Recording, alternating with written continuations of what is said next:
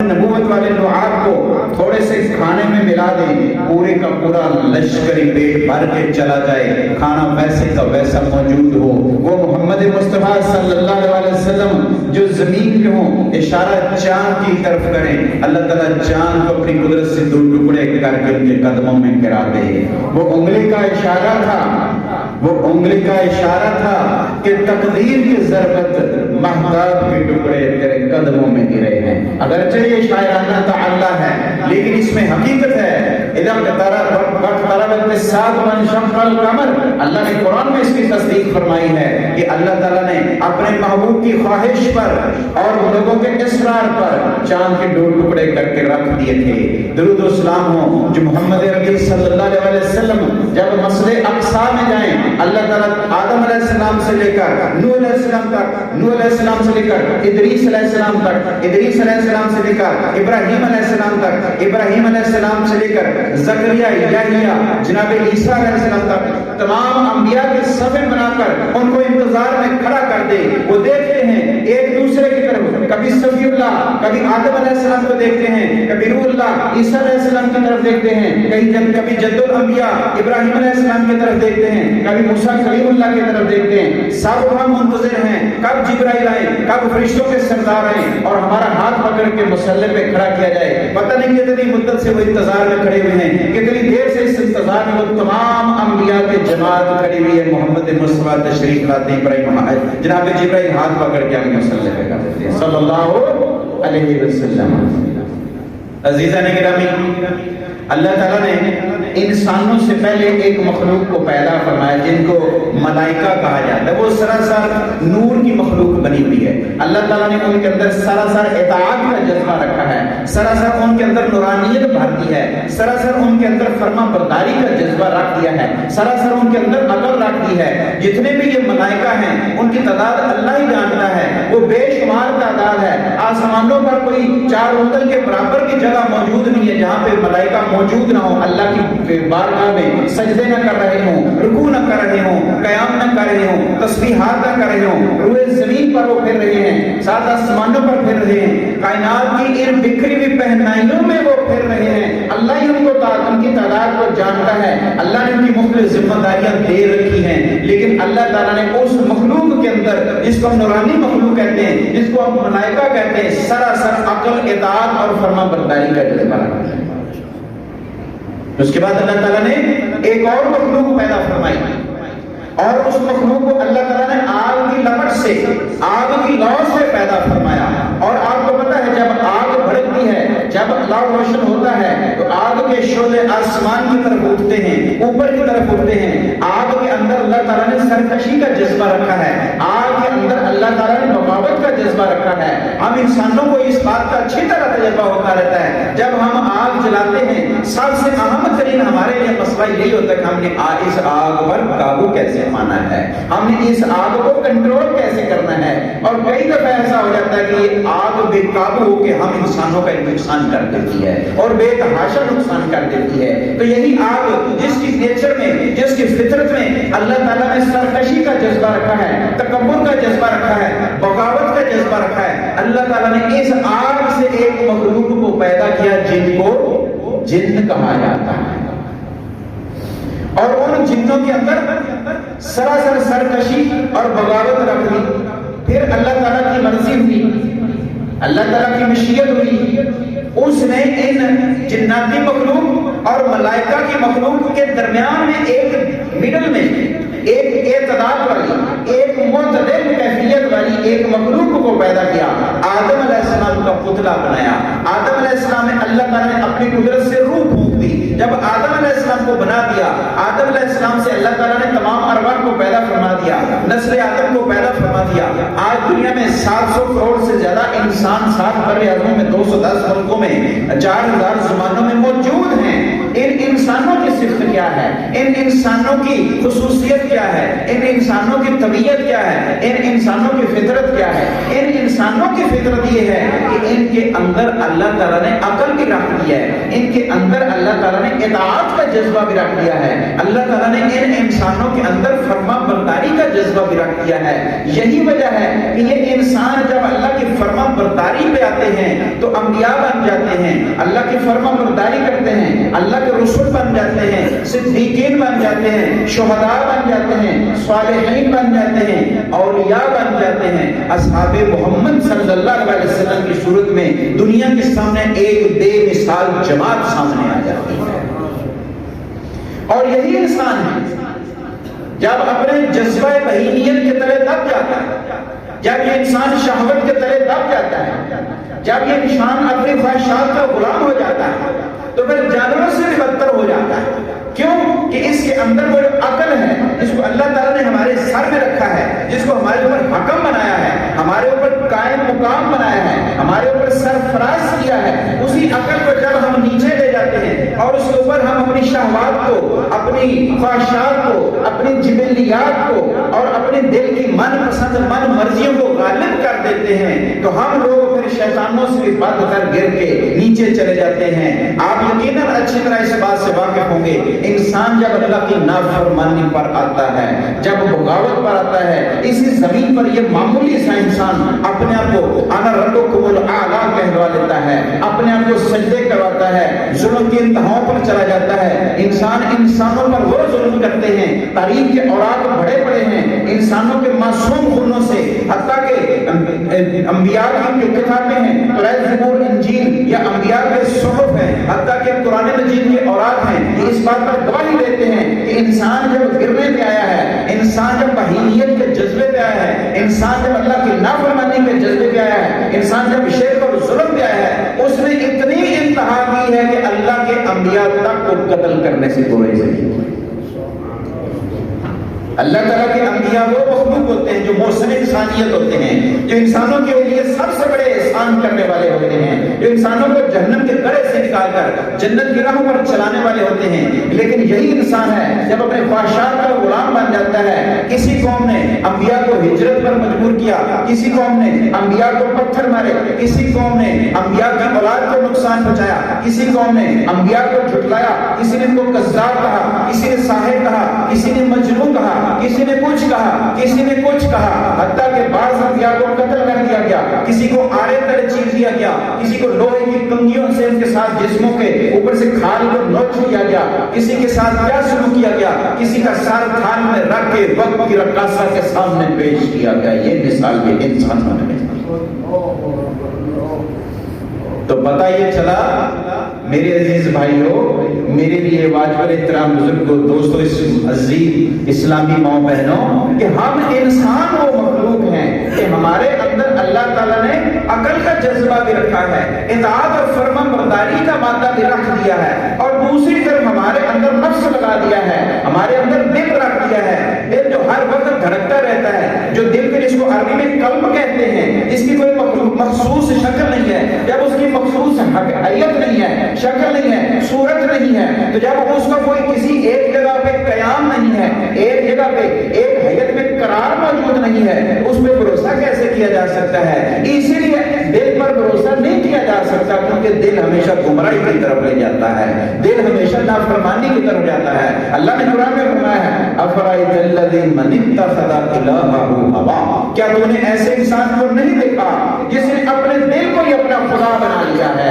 اپنے دل کی پوجا کرتا ہے۔ دل کی پوجا کرنے کا مطلب یہ کیا ہے؟ دل کہتا ہے، دل جو کہتا ہے بندہ سنتا ہے، دل جو حکم دیتا ہے بندہ وہ کرتا ہے۔ انسان کے پاس کان تو ہوتے ہیں لیکن اللہ کا حکم نہیں سنتا، انسان کے پاس آنکھیں تو ہوتی ہیں لیکن اللہ کی فرما برداری والے کام اسے دکھائی نہیں دیتے، انسان کے ہاتھ تو ہوتے ہیں لیکن اللہ کی اطاعت کے لیے نہیں اٹھتے، انسان کے پاؤں تو ہوتے ہیں لیکن اللہ کی فرما برداری کے راستے صراط مستقیم پر نہیں چلتے۔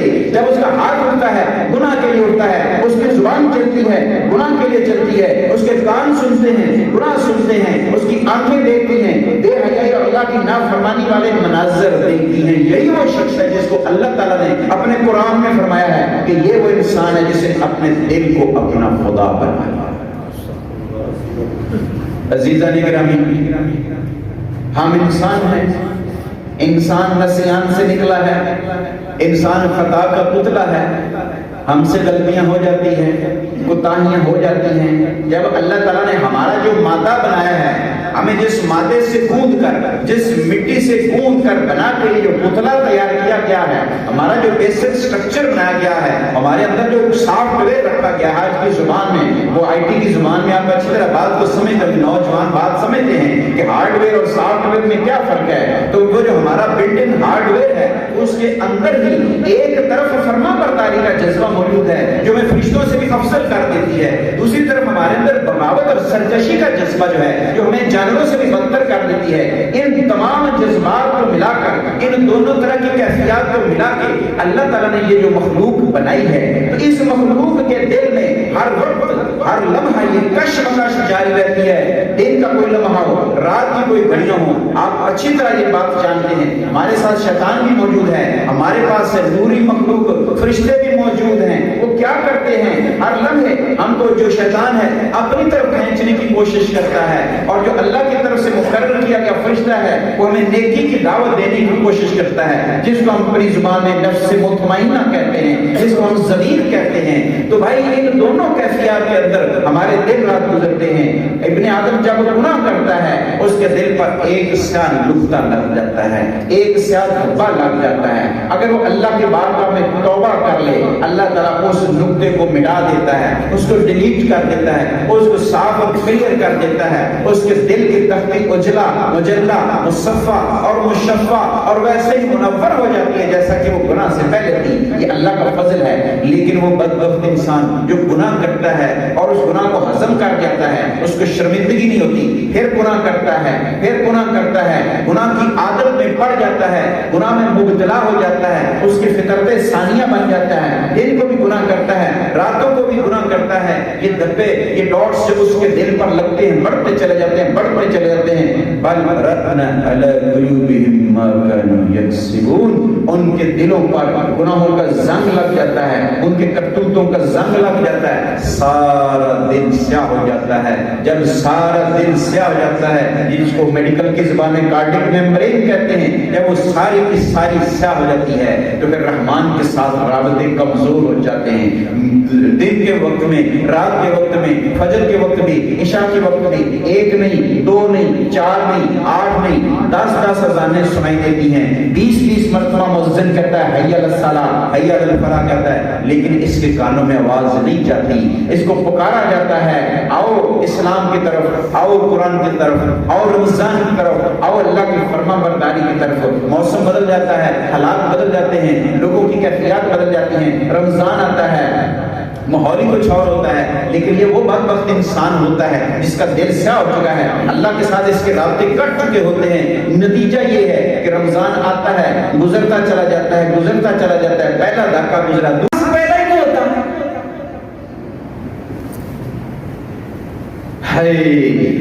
اللہ کی رحمت دن کو پکارتی ہے، اللہ کی رحمت رات کو پکارتی ہے۔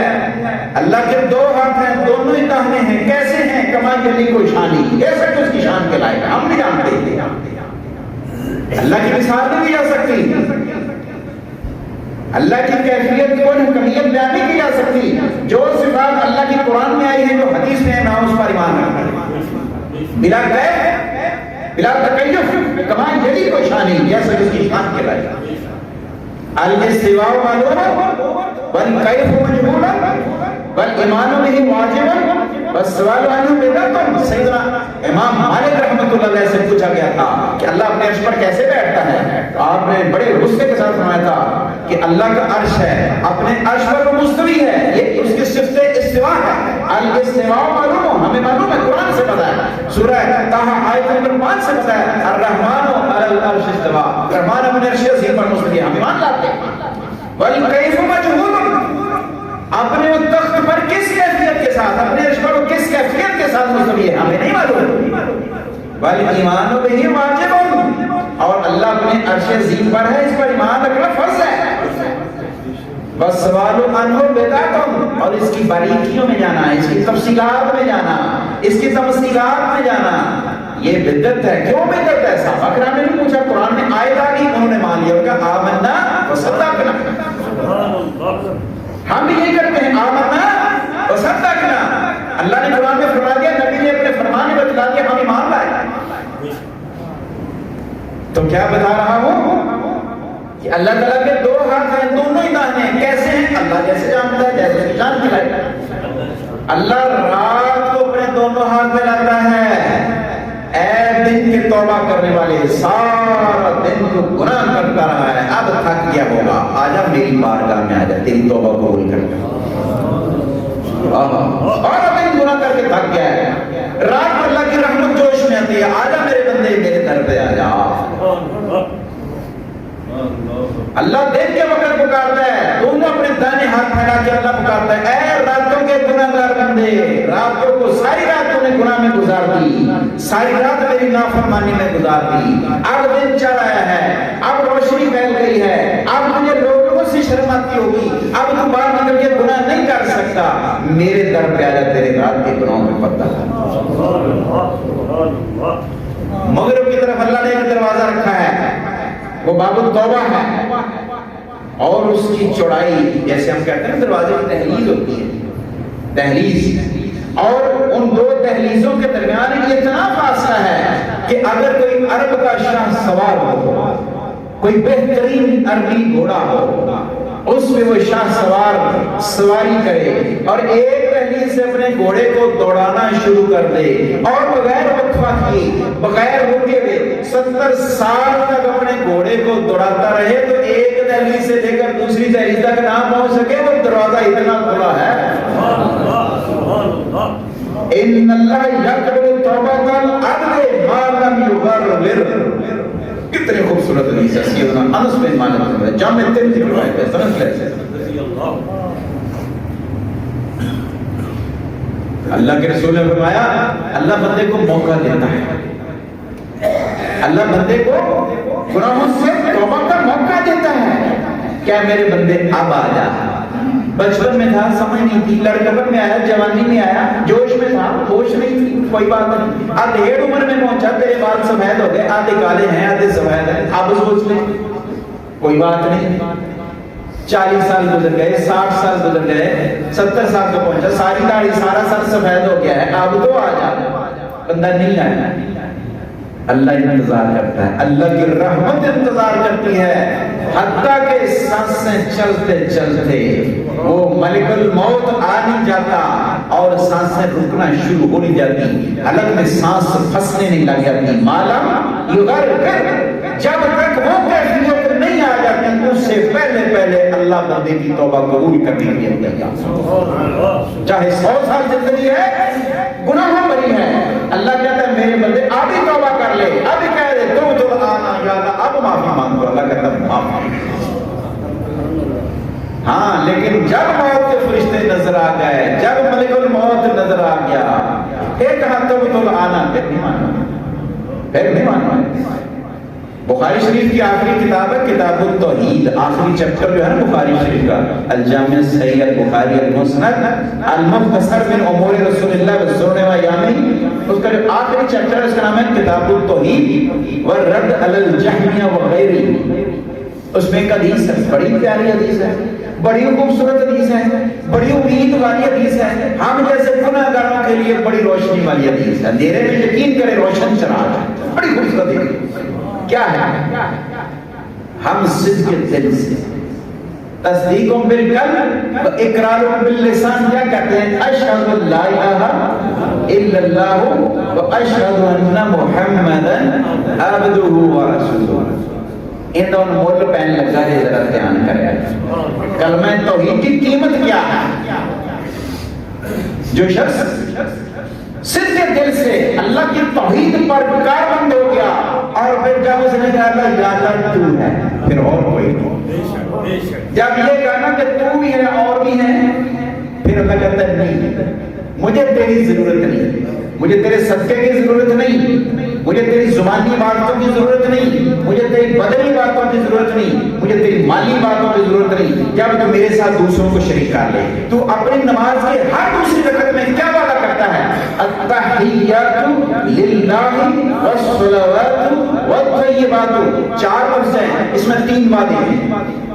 للہ خالص صرف ایک اللہ کے لیے، میرے بدن کی ساری عبادتیں، چاہے وہ قیام ہے، رکوع ہے، سجدہ ہے، بدن کی تمام عبادتیں، چاہے وہ بھوکا رہنا، روزہ رکھنا ہے، چاہے وہ طواف کرنا ہے، کسی گھر کے گرد گھومنا ہے، اور کتنے گھر ہیں دنیا میں جن کے گرد گھومنا، طواف کرنا جائز ہے؟ ایک ہی یاد رکھو، یہ جس میں ہم بیٹھے ہوئے ہیں یہ کس کا گھر ہے؟ اللہ کا ہے۔ ساری مسجدیں اللہ کا گھر ہے، کیا ہم اس کا طواف کر سکتے ہیں؟ نہیں کر سکتے۔ پوری دنیا میں اللہ تعالیٰ نے نسل آدم کے لیے ایک ہی گھر رکھا ہے جس کا طواف کرنا ہے۔ تو ہم کیا کہتے ہیں؟ التحیات، کہ یا اللہ میرے بدن کی ساری عبادتیں، قیام ہے، رکوع ہے، سجدے ہیں، طواف ہے، روزے ہیں، شیطان کو کنکریاں مارنا ہے، صفا مروہ کی سائی ہے، تیری راہ میں نکل کے دشمن سے لڑنا ہے، صرف تیرے لیے، یہ وعدہ کر رہے ہیں ہاتھ میں لے کر۔ اور جو تو نے مجھ کو رزق دیا ہے، جو میں نے کمایا ہے، جو میں نے محنت کی ہے، اور جب وہ میں نے کھا پی لیا، اپنی اولاد کو دے دیا، اس میں سے جو بچ گیا، یا جو تو نے فرض کر دیا زکات کی صورت میں، صدقۃ الفطر کی صورت میں، عشر کی صورت میں، جو تو نے فرض کر دیا، وہ جب میں نے نکالنا ہے، وہ نظر کی صورت میں نکالنا ہے، نیاز کی صورت میں نکالنا ہے، للہ صرف ایک اللہ۔ یہ تحیات کے معنی ہیں بھائی، غور کرو بہنوں، غور کرو، عقیدہ کا معنی درست ہو۔ والصلوات والطیبات، اور جو زبان کی عبادتیں ہیں، زبان سے جو الحمدللہ کا کلمہ نکلتا ہے، کھاتا ہوں جس رب کا، شکر بھی اس رب کا، کھا لیا کہا الحمدللہ الذی اطعمنا وسقانا، الحمدللہ الذی سقانا، اللہم بارک لنا فیہ وزدنا منہ، اور کھایا پیا، اس کی نعمت کو استعمال کیا، پھر اس ذات کا شکر ادا کیا، الحمدللہ رب العالمین۔ تو میرے بھائی جو یہ بات سمجھ گیا، بدن کی ساری عبادتیں، مال کی ساری عبادتیں، اذکار کی، زبان کی، لسان کی ساری باتیں، للہ الواحد القہار، صرف ایک اللہ کا۔ اگر ملک کتنا پہن لگا سنیں، قیامت کا دن ہوگا، میدان حشر برپا ہوگا، اللہ تعالیٰ کرسی انصاف پر جلوہ افروز ہوگا، ساری نسل آدم کھڑی ہوگی، میں بھی ہوں گا، آپ بھی ہوں گے، ہمارے پچھلے بھی ہوں گے، ہمارے اگلے بھی ہوں گے۔ ذرا اس منظر کو تصور میں لائیں، ذرا امیجن تو کیجئے۔ اور میرے بھائی ساری مخلوق کے سامنے ندا دے کے منادی پکارے گا، احمد ندیم حاضر ہو جائے۔ احمد ندیم ڈرتے ڈرتے اللہ کی بارگاہ میں آئے گا، احمد ندیم دیکھے گا میرے پیچھے میرا ابا کھڑا ہوا ہے، میرا دادا کھڑا ہے، میرا پردادا کھڑا ہے، میرا شکر دادا کھڑا ہے، میرا اس کا باپ کھڑا ہے، اس کا باپ کھڑا ہے۔ احمد ندیم دیکھے گا اس کا بیٹا سامنے کھڑا ہے، اس کا پوتا سامنے کھڑا ہے، اس کا بیٹا، اس کا بیٹا، پچھلی نسلیں بھی موجود ہوں گی، اگلی نسلیں بھی موجود ہوں گی۔ تو مجھے یہ بتلائیے، ہم یہاں پہ اگر گناہ کر لیں، کوئی اللہ کی نافرمانی والا کام کر لیں، کوئی گھٹیا کرتوت کر لیں، اور وہ میڈیا پہ آ جائے، یقین کریں ہم منہ چھپاتے رہتے ہیں۔ لوگ سوشل پریشر برداشت نہیں کر سکتے، اپنی ذلت اور رسوائی کو اس معمولی سی دنیا میں، اس عارضی سی زندگی میں لوگ برداشت نہیں کر سکتے۔ لوگ بعض اوقات خودکشی کر کے مر جایا کرتے ہیں، کس لیے کہ میں نے لوگوں کی نظروں کا سامنا نہیں کر سکتا۔ یہ عارضی زندگی ہے، 10 سال 20 سال 30 سال پتہ نہیں اور جینا بھی نہیں، لیکن ہم سوشل پریشر، ڈپریشن برداشت نہیں کر سکتے۔ لوگوں کی نظریں جب ہمارے اوپر تیر برساتی ہیں، جب ہم گناہ کرتے ہوئے پکڑے جاتے ہیں، تو یقین کریں ہم سے یہ ذلت برداشت نہیں ہوتی۔ اللہم احسن عاقبتنا فی الامور کلھا واجرنا من خزي الدنیا والآخرہ، بولو آمین۔ اللہم استر عوراتنا وآمن روعاتنا، یا اللہ ہمارے اوپر پردہ ڈال۔ ہمارے اندر اتنے عیب ہیں، ہمارے اندر اتنے گناہ ہیں، اگر ہمارے گناہوں کا لوگوں کو پتہ چل جائے، اگر ہماری کرتوتوں کا آپ کو پتہ چل جائے، ہم زمین پہ سر اٹھا کے چل نہ سکیں۔ اگر ہمارے گناہوں میں بدبو ہوتی تو یقین کریں یہ مسجد بدبو سے اتنا بھر جاتی کہ ہمارے دماغ پھٹ جاتے۔ لیکن اللہ کی رحمت ہے، اس نے اپنی چادر میں ہم کو کرے، اور یہ معمولی بات ہے۔ وہ رحمان ہے، وہ رحیم ہے، وہ کریم ہے، اس کی رحمت پکارتی ہے، دن کو بھی پکارتی ہے، رات کو بھی پکارتی ہے۔ حدیث سنیے کیا کہہ رہا تھا کہ ساری مخلوق کے سامنے اللہ تعالیٰ ایک بندے کو بلائے گا۔ بندہ کون ہوگا؟ مسلمان۔ بندہ کون ہوگا؟ مومن۔ بندہ کون ہوگا؟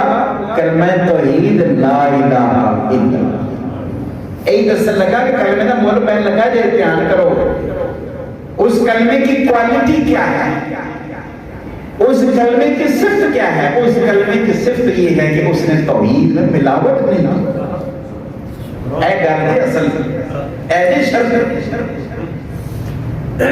اب اللہ تعالیٰ اس بندے کو بلا لے گا، اس کے اوپر اللہ تعالیٰ چادر ڈال دے گا، اپنی رحمت کی بکل ڈالے گا، ساری مخلوق سے چھپا لے گا۔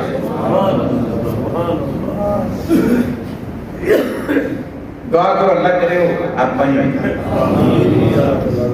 اچھا اب کیا ہوگا؟ اللہ تعالیٰ فرمائے گا اے میرے بندے، میں نے تجھے پیدا کیا، میں نے تجھے زندگی دی، میں نے تجھے رزق دیا، میں نے تجھے عقل دی، میں نے تجھے صحت دی، میں نے تجھے جوانی دی، میں نے تجھے مال دیا، میں نے تجھے اولاد دی، میں نے تجھے اسٹیٹس دیا، میں نے تجھے پوزیشن دی، میں نے تجھے گھر دیا، بنگلہ دیا، گاڑی دی، پراپرٹی دی، دکان کا مالک بنایا، کاروبار کا مالک بنایا، اتنی زیادہ تعلیم دی، اتنی معاشرے میں عزت دی۔ بندہ مانتا جائے گا دیا دیا دیا، یا اللہ دیا، وہاں پہ انکار کی گنجائش نہیں ہوگی۔ بندہ مانتا چلا جائے گا، اللہ گنواتا چلا جائے گا۔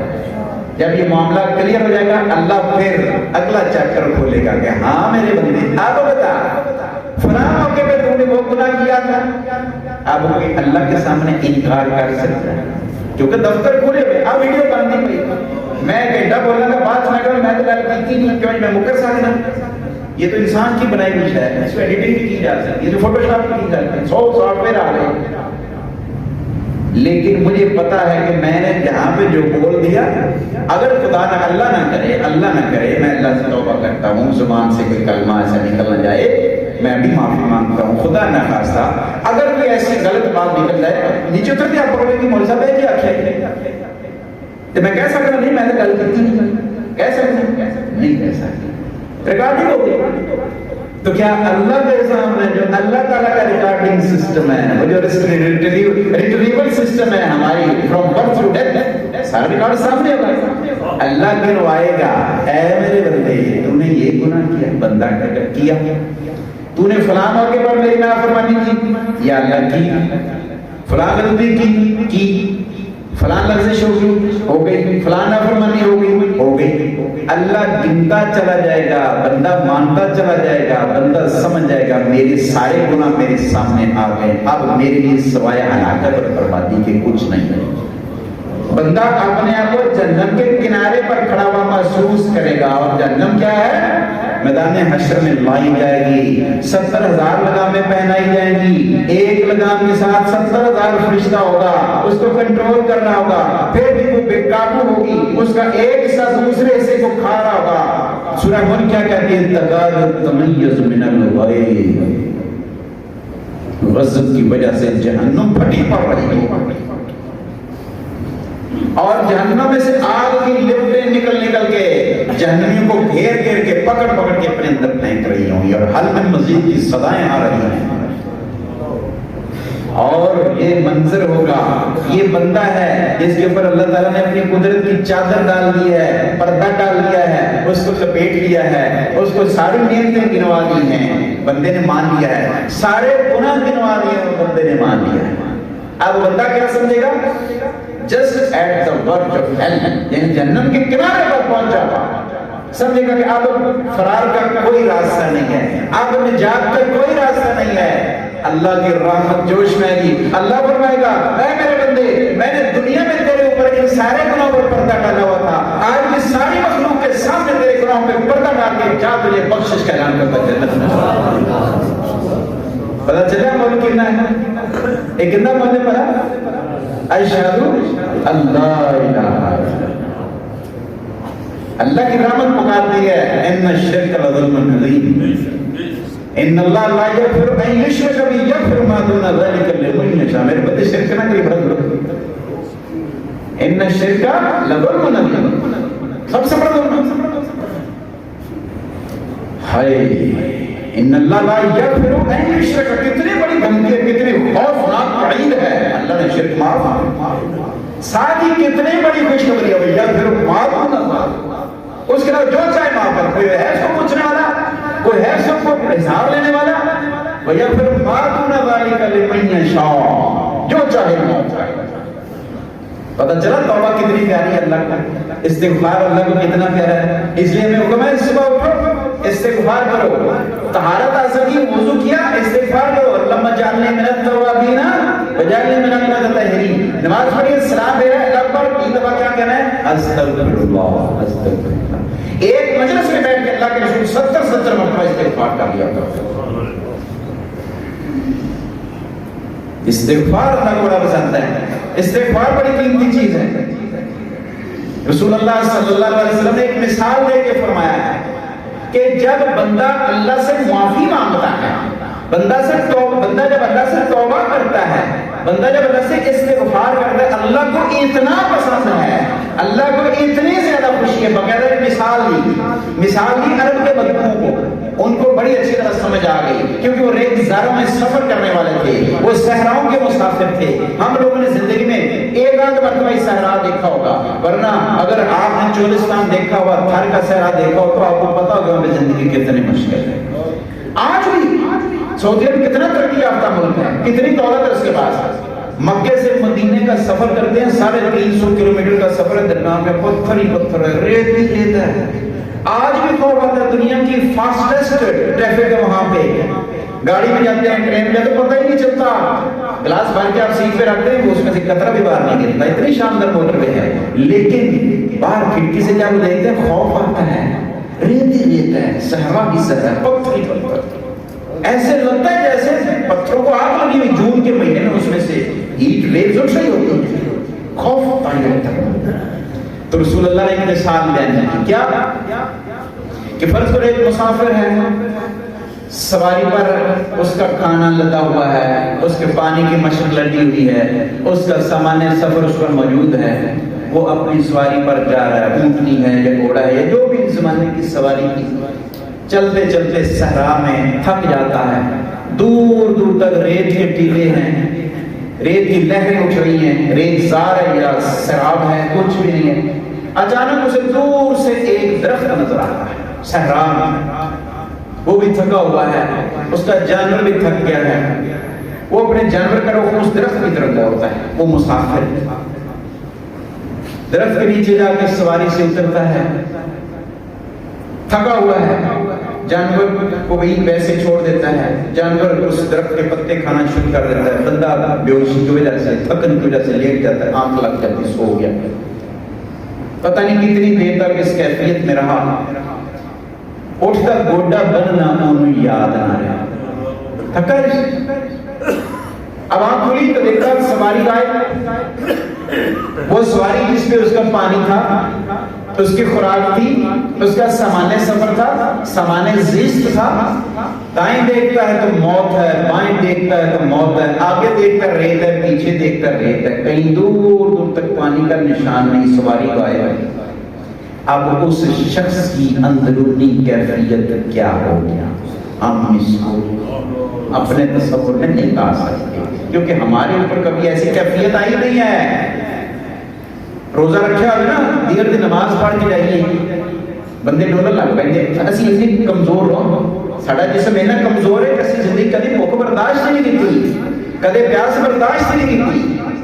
اب بابے بیچارے جڑے نا گھنٹہ پہلے آتے پل پڑھ, تسی شہر کے لوگ اس سمے میں تہاڈی گل نہیں کرتے, بابے کو صحیح نہ کر جانا, میں پنڈاں دے بابے دی گل کروں, تہاڈی نہیں. وہ بابے پتہ ہے کدے پنڈاں اوکے دا پل ہاتھ پڑھ لین, اوکے نوں اچھی طرح غسل دیتا, نہایا دھویا چنگی طرح, پل ہاتھ پڑھ لیا, کوڑا تماکو पी के विच उत्ते कोट दी डली रखी चिमटा खा के दूजे दे कोल लोकां ने कोई खड़काउण लग पे रोजा रखिया रमजान दी गल कर कोई घंटा आधा घंटा पहले वो खड़काने क्यों पड़ा वो बाबा लगदा भी केड़े घर किकरां दे चौंदे ने केड़े घर टाली दी लकड़ बलनी पई है ताकि कोले जेड़े ना वधिया लग जाए कोले लग के बाबा को कप खा के कोल रख के बैठ जाए कभी कड़े नूं वेखेगा कभी उंगे नूं वेखेगा कभी आखेगा मौलवी पता नहीं सौ ही गए अजान होती है जल्दी से बाबा जी दो घूंट पानी के मुंह में डाले उठे के काश लगाते हैं फिर जाके नमाज पढ़ी फिर आके वापस चारपाई पर लेट गए टांग पे टांग रखी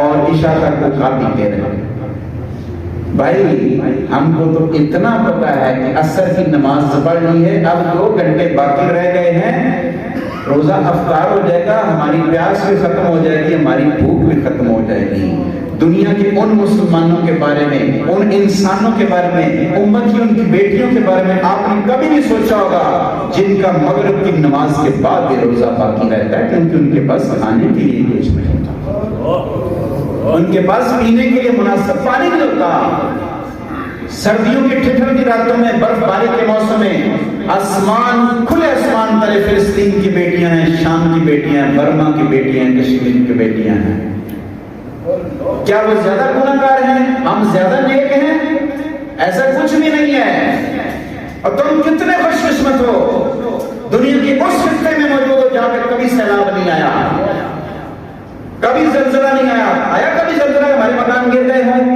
आया कभी सैलाब के हमारी जुतियां गिर गई हों दोबारा मकान बनाने पड़ गया फसलें डूब गई हों कभी नहीं ऐसा हुआ कभी कोई ऐसी वबा आई कोई कह रहा है कि भूख से हमारे बच्चे हमारे सामने बिक रहे हैं और खाने के लिए कुछ ना हो ऐसा कभी वक्त नहीं आया हमारे बीमार बीमारी से मर रहे हो हमारे पास मेडिसिन हो ऐसा कभी वक्त नहीं आया ऐसी कभी ताउन और वबा नहीं आई जिसकी वजह से हमारे मुर्दे हमारे सामने पड़े हुए उनको गुस्ल देने वाला उनको कफन देने वाला उनको दफन करने वाला कोई ना हो ऐसा कोई नहीं है ऐसा कभी वक्त नहीं आया कि दुश्मन के हवाई जहाज आए बमबारी करके चले गए उनको रोकने वाला कोई ना हो हमारी बस्तियां तहस नहस कर दी गई हों खाको खून की होली खेल दी गई हो और जख्मी तड़पड़े हों और उनको लेंटरों के तले मलबे तले दबे हुए सिसकते हुए जिस्मों को बाहर निकाला जा रहा हो ऐसा इस इलाके में कभी वक्त नहीं और क्या ये वक्त है जो मैं आपको गिनवा रहा हूं उम्मत पर आ रहे हैं पिछले कई दहाइयों से आए हुए हैं हम देख रहे हैं तो फिर क्या हम अल्लाह के बहुत लाडले हैं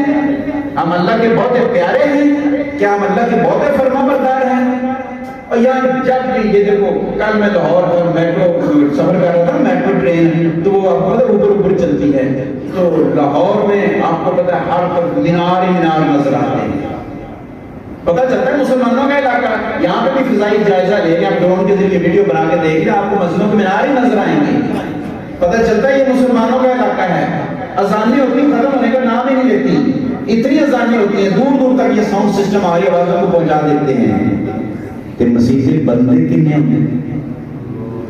एक सर्वे बतलाता है कि इस रमजान में 80% मुसलमानों ने पाकिस्तानियों ने पंजाबियों ने रोजे नहीं रखे एक सर्वे बतलाता है कि 90% मुसलमान ज़कात नहीं देते एक सर्वे बतलाता है कि 99% मुसलमान बेनमाज है 5 वक्त नमाजी नहीं अकीदा तौहीद वाले कितने हैं ये जरा खुद ही गौर कर हम अपनी औलादों को देख लें अब्बा मुसलमान है तो बच्चा घर बेनमाज है बेटी बेनमाज है बीवी बेनमाज है भाई भी नमाज पढ़ता दूसरा भी पढ़ता बेटा पढ़ता बाप भी पढ़ता एक घर में कैफियत है तो मेरे भाइयों वापस आ जाइए उस मुकाम की तरफ उस सहरा का वो मुसाफिर अब उसने देखा हर तरफ मौत ही मौत है फिर वो मौत के इंतजार में लेट जाता है तकरीबन बेहोश हो जाता है पता नहीं कितनी देर तक इस कैफियत में रहा मौत की कैफियत में मौत के इंतजार में अचानक उसकी आंख खुलती है वो देखता है कि उसकी सवारी वापस आई हुई है और उसके पांव को मुंह मार उसको उठा रही है इस मौके पर उस मुसाफिर पर जो मौत का मुंतज़िर था शायद मर्द की कैफियत तारी हो जाती है उसके मुंह से नाज़ेबा कलमा भी निकल जाता है जो अल्लाह के रसूल ने बयान किया है लेकिन उस मौके पर मौत को अपने सामने देखा वापस ज़माने ज़िस्त मिलने पर जिंदगी का सामान वापस मिलने पर सवारी वापस मिलने पर उस शख्स को जितनी खुशी होगी अल्लाह ताला को बंदे की तौबा से उससे भी ज्यादा खुशी होगी। अक़ूलु क़ौली हाज़ा استغفراللہ لی ولکم ولسائر المسلمین۔ عزیز بھائیو، میری انتظامیہ کی طرف سے کہا گیا کہ مسجد کے اخراجات زیادہ ہیں، لوگ تعاون کم کرتے ہیں، مسجد کے ساتھ دل کھول کر تعاون کیجئے۔ آپ کا یہ سارا سرمایہ اللہ تعالیٰ کی بارگاہ میں پیش ہوگا۔